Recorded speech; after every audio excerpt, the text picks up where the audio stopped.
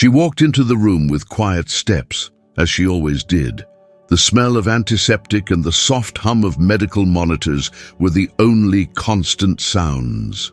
The man in the bed, still pale and unmoving, had been like this for over 7 months. His name, Mr. Jonathan Harris. Age, 76. Net worth, over $400 million. Condition, coma, after a sudden and massive stroke. To most of the hospital staff, he was just another long-term patient, a man whose life had been paused. But to Emily, the 25-year-old nurse assigned to his care, he was not just a name on a chart. He was a soul, still present in a silent body. From the very first day, Emily did what most wouldn't bother to do. She spoke to him, not just instructions or clinical observations. She told him about the weather, her childhood, her dreams of becoming a head nurse one day. She would share silly stories about her cat, her late-night cravings, and how scared she was during her first night shift. And every time she bathed him, a task that most staff members treated as a cold duty, she did it gently with care and warmth. Touch is powerful, she often said.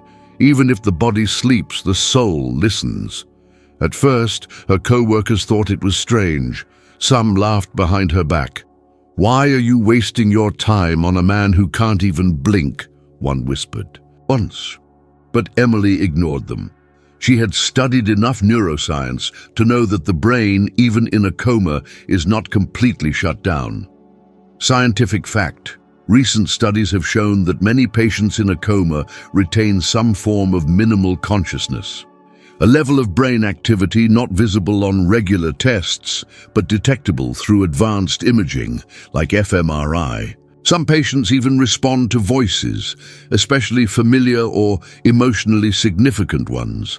Emily had read those studies, but more importantly, she had faith.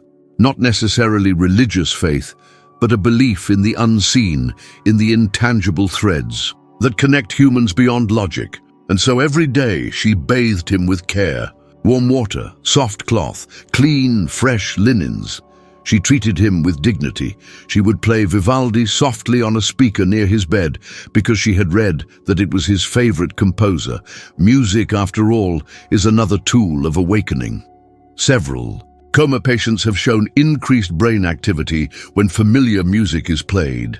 But perhaps the most powerful element in this entire story was consistency. Emily showed up every single day with the same dedication.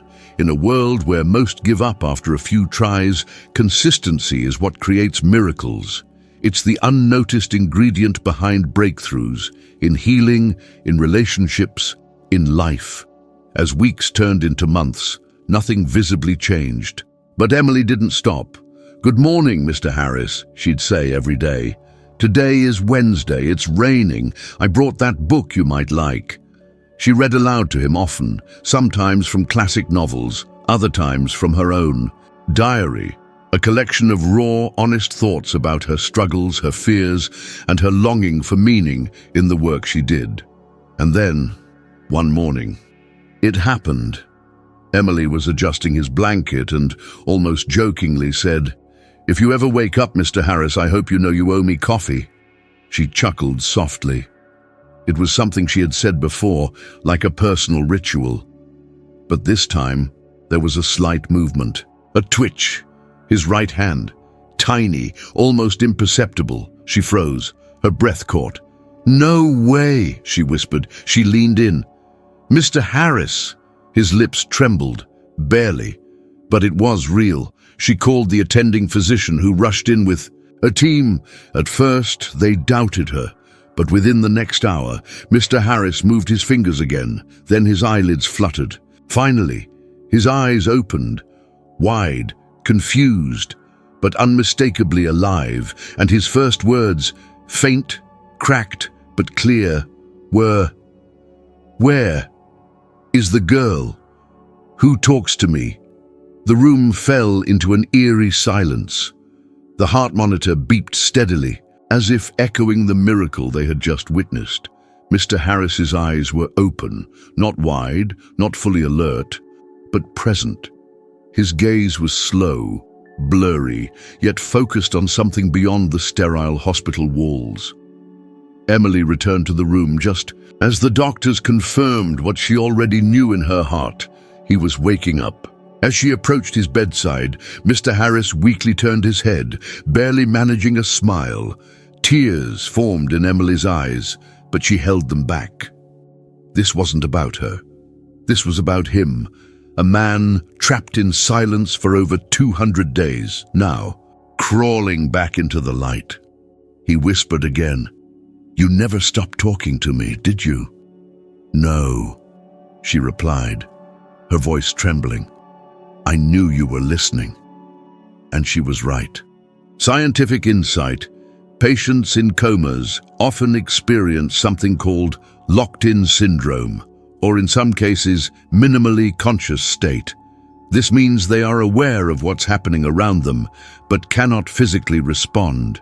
Emily's consistent communication, her emotional presence, and even the physical touch during care may have stimulated dormant neural pathways, slowly guiding his brain toward reconnection. The neurologists were stunned. "He's not supposed to be this responsive, and this soon," one said, but none of them had been in the room for months. None had read to him, none had played his favorite music, none had spoken to his soul. Recovery from a coma isn't linear. It happens in strange, unpredictable ways. Some patients wake up disoriented, others regain only fragments of memory. But Mr. Harris, he remembered everything, especially her voice. "I always felt like someone was pulling me back," he said later during a physical therapy session. "I didn't know who, but it felt like kindness, like someone still believed I was alive." The hospital buzzed with the news. The media caught wind of the story, calling it a miracle, but Emily remained humble. "I just did what any decent human would do," she said, "but not everyone does. In fact, many coma patients are treated like empty shells. Over 60% of long-term coma patients receive minimal interaction beyond basic medical procedures. Yet, recent studies suggest that sensory stimulation, including human voice, music, and physical touch, can accelerate brain recovery. Emily's daily routine, speaking, reading, playing music, and bathing him gently, became a blueprint for emotional care. One hospital administrator even suggested training other nurses to replicate her methods. But Mr. Harris's story didn't end with waking up. No. The real twist, the one no one saw coming, was what he chose to do next. During his recovery, Emily continued visiting him, now in a different wing of the hospital. He was beginning to regain muscle control and speech, slowly but surely. But more than anything, he was grateful. He wasn't a man who forgot gestures of compassion. One afternoon, as they sat by the window, watching a soft rain fall outside, Mr. Harris asked, "Emily, have you ever wanted to do something more?" She was caught off guard. "More?" "Yes, something that requires money, something you haven't been able to do because life hasn't made it easy." She hesitated. "Well, I've always dreamed of opening a care center. Not just a nursing home, but a place where people who are forgotten can be treated like humans again." He looked at her and smiled. "Then let's build it together." Emily thought he was joking, but Mr. Harris was serious. What followed was unprecedented. Just weeks after his discharge, Mr. Harris's legal team announced the formation of a new non-profit, the Awake Foundation, focused on improving care for coma patients, elderly individuals, and long-term hospital residents. At the heart of the foundation, Nurse Emily, not as an employee, not as a token figure, but as co-founder and director. The media exploded. Young nurse who helped wake billionaire now leads his global foundation. Miracle Man funds new movement in patient care. The voice that brought him back now changes lives worldwide. But behind all the headlines was a simple truth.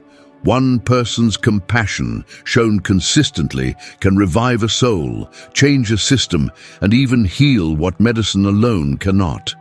As the weeks passed, Emily's life changed in ways she never could have imagined. She was no longer just the nurse who had helped a billionaire regain consciousness. She had become the heart and soul behind a growing movement that was changing how long-term patients were treated across the country. But fame was never her goal. She stayed grounded, often saying, "I was just doing my job, the way it should be done."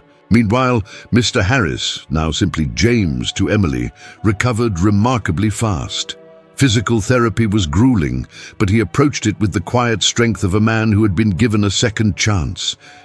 Every day, Emily saw more of the man he had been before the coma, witty, thoughtful, stubborn, and above all, deeply reflective. He often spoke about how fragile life was. "Lying in that bed, trapped in my own body, I realized how much of my life I wasted chasing numbers and power," he confessed one morning. "But your voice, your kindness, it reminded me of what actually matters." These words stayed with her. And then came the first major project of the Awake Foundation, a state-of-the-art recovery center for long-term coma patients, with a revolutionary model that blended high-tech medicine with human-centered care.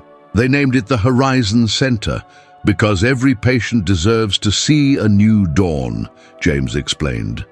Emily poured herself into the work. She designed training programs for nurses, therapists, even doctors. The foundation invested in neurosensory rooms, interactive audio therapy, and even a research partnership with a major university. Every aspect of the center was inspired by what she had instinctively done for James: speak, touch, engage, and believe. But not everyone supported the change. Within the medical establishment, there were skeptics. "It's a nice story, but it's not science," said one renowned neurologist in a televised debate. Emily countered calmly, "Science and compassion are not opposites. The brain responds to emotion. We are wired for connection, and healing isn't just physical. It's emotional, it's human." Backed by recent studies, Emily and James promoted a dual care model, one that prioritized not only neurological recovery, but also dignity and emotional presence. Research from leading neuroscience journals supported their stance.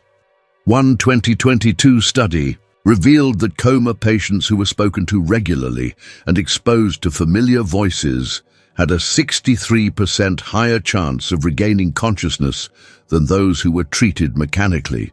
Another study showed that even passive listening to familiar voices activated language processing centers in the brain, proving the brain was still trying to make sense of the world, even in deep states of unconsciousness. These facts were no longer just theory, they were real, they were James. But the more their mission expanded, the more Emily became aware of the deeper layers of James's past. At a private fundraising event, an older woman approached Emily quietly. "You saved him," she said with a tremble in her voice.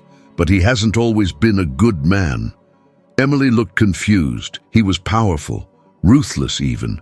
There are people who lost everything because of his decisions. Businesses closed. Families hurt. Emily didn't deny the woman's pain. Instead, she asked something few would have. "Do you think people like that deserve redemption?" The woman stared at her for a moment, then nodded.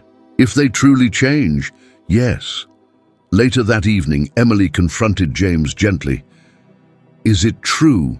Were you not always the man you are now?" James didn't flinch. "Yes. I made mistakes. I was arrogant. I thought money justified everything.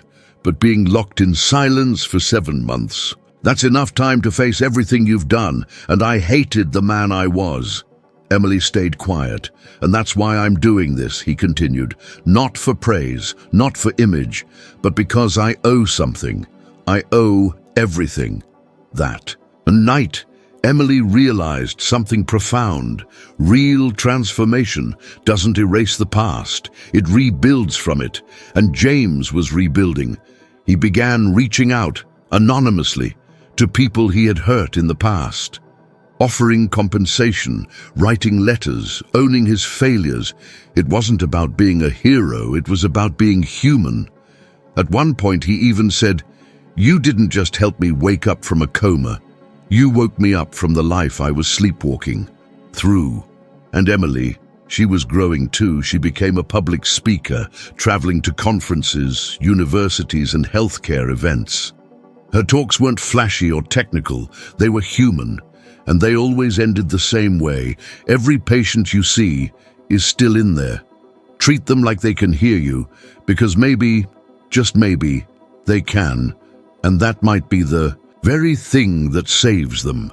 The Horizon Center quickly became a beacon of hope, a place where science met compassion, and patients who had been written off by traditional medicine began to show signs of recovery. The news spread, and soon families traveled from all over the world seeking help for their loved ones. Emily worked tirelessly, but she knew the fight was far from over. There were still countless patients trapped in silence, their families desperate for a miracle. Every success story was a victory, but every setback a reminder of the fragile nature of life. One afternoon, as Emily walked through the recovery ward, she noticed a young man sitting by a bedside, holding the hand of a patient. His eyes were filled with a mixture of hope and fear. She approached him gently. "Hi, I'm Emily. How is your father doing?" The man sighed. "They say there's no chance. He's been in a coma for 2 years." Emily nodded. "We've seen miracles here, but they don't happen overnight.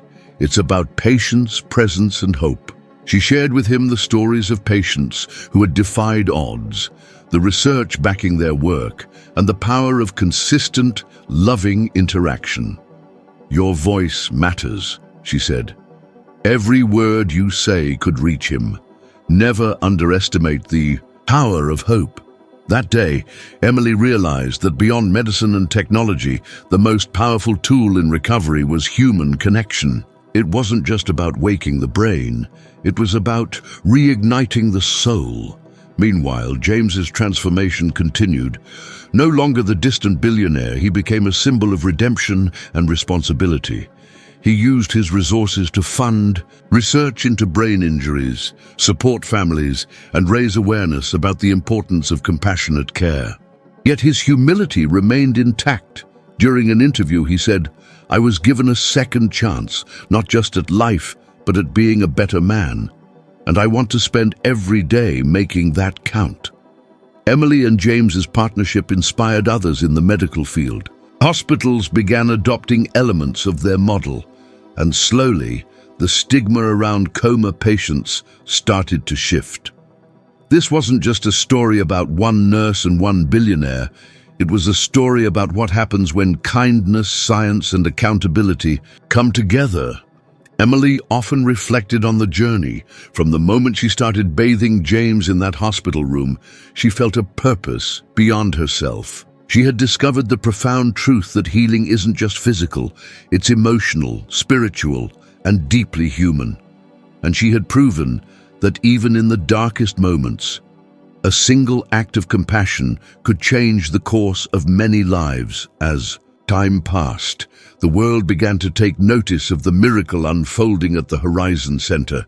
The story of Emily, the young nurse who bathed a millionaire in a coma, became a symbol of hope, determination, and the power of human connection.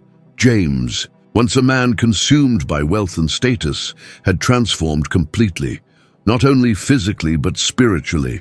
He spoke openly about his journey from darkness to light, inspiring millions to see beyond material success and value the true essence of life: love, humility, and service.